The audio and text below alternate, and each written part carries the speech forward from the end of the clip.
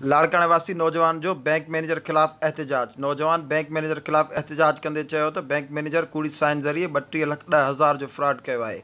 Bank manager खिलाफ कार्रवाई करे इंसाफ फराहम कयो वञे।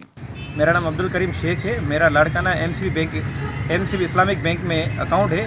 वहाँ के बैंक मैनेजर शफी मोहम्मद शेख ने मेरे साथ 32,10,000 का फ्रॉड किया है, जिसको मैंने पैसे अकाउंट में जमा करने के लिए दिए थे 17 लाख रुपए। उसने वो मेरे अकाउंट में जमा भी नहीं किए और दूसरी बैंक में सोर्स के ज़रिए मेरे चेकबुक रिसीव करके वहाँ मेरे चेकों में अकाउंटों में अपना नंबर डाल के मेरे डुप्लीकेट सिग्नेचर करके वहाँ से मेरे 15,10,000 रुपये निकाल के गए हैं। जब मैंने उसे पैसे मांगे तो मुझे मौत मार धमकियाँ दे रहा है।